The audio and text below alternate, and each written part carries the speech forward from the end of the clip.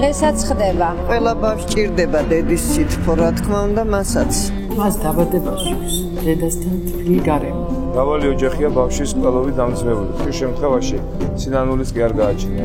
მეექვსე მსოფლიო კრების 91 კანონით მშობლები, რომლებიც უსმად მოიწყვეტავენ შვილებს, განკანონდებიან როგორც კულელები.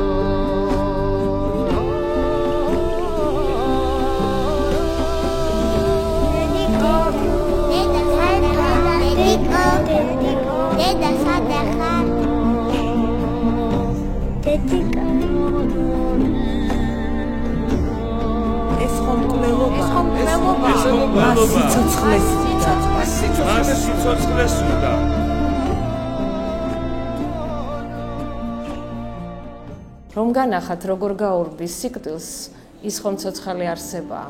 ესე იგი მატერიალური ხედვის დღეს არაჩვეულებრივი საშუალება ულტრაბგერითი დიაგნოსტიკა.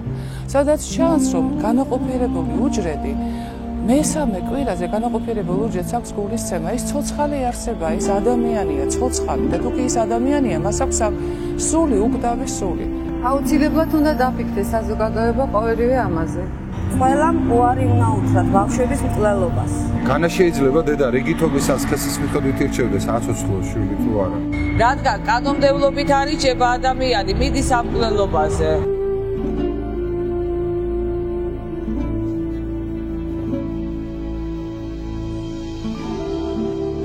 რა გალეოსთან ფერწასულს გხედა, ჩემო პაწია, ცოდვილო დედა. ვაიმე, როცა შენს გულთან ჭრიდნენ, რაიმე ხომ არ გადგინე ნედა. არ შეგეშინდეს, შვილი ვარ შენი, შენი ტანჯული, სისხლი და ხორცი. ნიავი ვარ და მგონია გშველი, სიცხიანს, წუხარს, ყულულზე გკოცნი. როგორ მინდოდა მეც მოგწრებოდი, მეც გამეხარა ამ სამზეოთი, მეც დამეძახა შენთვის დედიკო და მამას ყელზე შემოვხვეოდი. ჩანწნული ვიყავ მომავლის ფიქრთან, როგორც პეპელა ყვავილში რგული. დაბადებამდე რამდენი მიკლდა, ითვლი და ჩემი პაწია გული. თურმე ტყუილად მომიხაროდა, შეხვედრა შენთან, ძმებთან და დებთან. ახლა მოგდეეთ სხვა სამყაროდან, არარაობის ჩრდილი და სევდა. თუ სვეტი ცხოველს ვერ ავაგებდით, ვეფხის ტყაოსანს თუ ვერ დავწერდით, მაინც ზედმეტი და მოსაკვეთი, არ ვიქნებოდით შენთვის არც ერთი.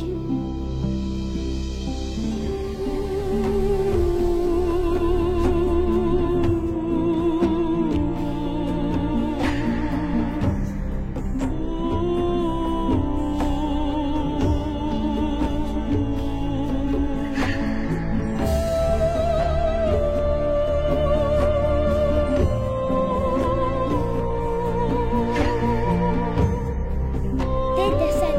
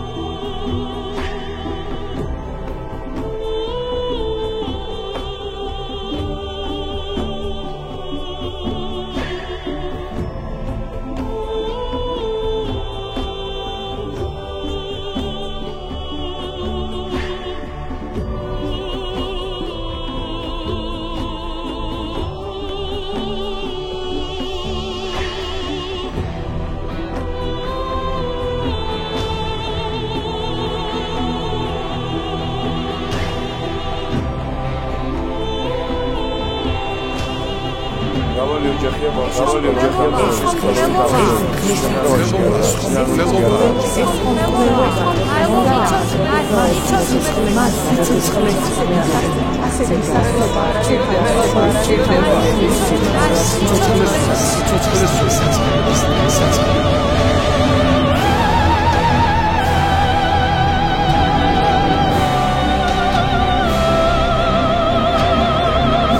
არც ერთ დამპყრობელს ამდენი ბავშვი არ გამოუსალმებია სიცოცხლის, როგორც ამას მშობლები აკეთებენ თავისი ხელით. მუცად ყოფნის პერიოდშივე პაწაწინა ჩანასახი ღვთის უსაყვარლესი ქმნილებაა. დედა კი სიკვდილისთვის იმეტებს. ასეთი სასტიკი არც ერთი არსება არ არის თავისი შვილის მიმართ. როდესაც გავიგებთ, ვინმე მიატოვა ბავშვი, არ დატოვა სამაგაზე, ასეთი ადამიანისთვის მრავალ შარჯას არის შვილებს საზოგადოება, მაგრამ ამ დროს მრავალ მამგანს უფრო დიდი ცოდვა აწევს საკუთარი შვილის კვლელობით. აბორტი ეს ცოცხალი ადამიანის კვლელობაა. რა მნიშვნელობა აქვს მას მოკლავ მუცლად ყოფნის დროს თუ მოკლავ მშობიარობის პირველივე დღეს, მესამე დღეს. ეს ისეთივე დანაშაულია, როგორც ჩვილი ბავშვის მოკლა. 2004 წელს თბილისში ჩატარდა საერთაშორისო სიმპოზიუმი გლობალიზაცია და ცივილიზაციათა დიალოგი. მისმა უწმინდესობამ და უნეტარესობამ სრულიად საქართველოს კათოლიკოს პატრიარქმა საზოგადოებას მიმართა შემდეგი სიტყვებით: თუ სოფლიოს სურს იყოს მშვიდობიანად და გადაჭრას მრავალი პრობლემები, უნდა შემუშავდეს საკაცობრიო ღირებულებათა ზნეობრივი ღერძი. ერთ-ერთი უმთავრესი მომენტად დაასახელა სოფლიო უნდა შეებრძოლოს აბორტის ცოდვას.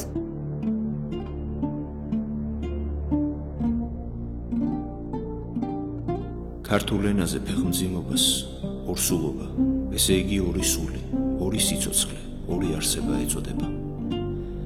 წმინდა წერილში პირველი ქალის სახელი ევა სიცოცხლეს ნიშნავს. აბორტის დროს კი უდანაშაულო ბავშვი იჟება სიკვდილით. ის ცოცხლად იგლიჯება ნაკუწებად. ამგვარი მკვლელობის ჩადენა მხოლოდ უგულო ადამიანებს შეუძლიათ.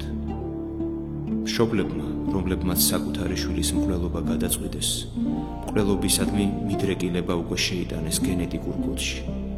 ეს მიდრეკილება იმ მომავალი ბავშვების ფსიქიკას დაამძიმებს, რომლებიც მათი დებისა და ძმებისაგან განსხვავებით ცოცხლები დარჩნენ. ხშირად ადამიანებს აბორტის გამამართლებელ საბუთად სიღარიბე მოაქვთ, მაგრამ ამ შემთხვევაში შვილებს კი არა, სიღარიბეს უნდა ვებრძოლოთ.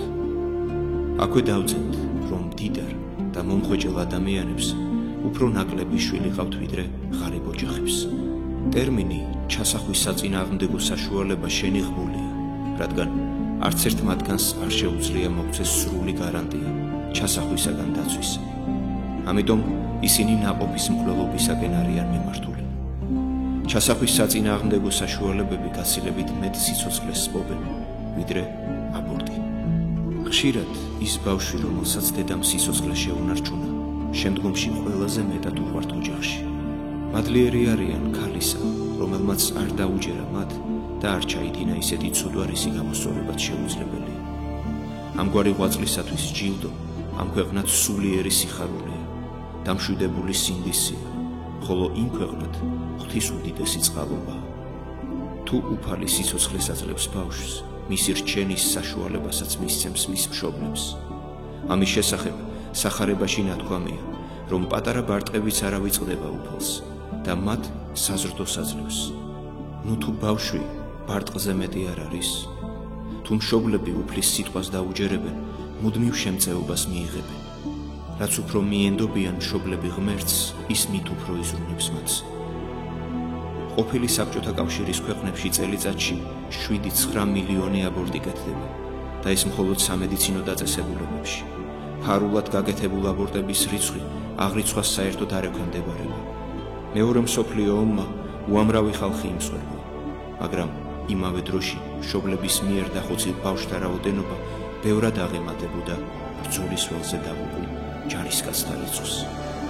თანამედროვე კაცობრიობის ეს ბნელი მხარე საუკეთესოდ ცხადყოფს, რომ ცივილიზაცია დაუნდობლობის ესკალაციად იქცა. ყველგან გაისმის მშვიდობისაკენ მოწოდება, მაგრამ ჩვენს ირგვლივ არა მარტო გრძელდება, არამედ უფრო მეტად მძვინვარდება ეს სისხლიანი ომი. ამ უხილავი ომის მსხვერპლი გაცილებით დიდია ვიდრე ყველა ომის, მკვლელობისა და ძალადობის ერთად აღებული.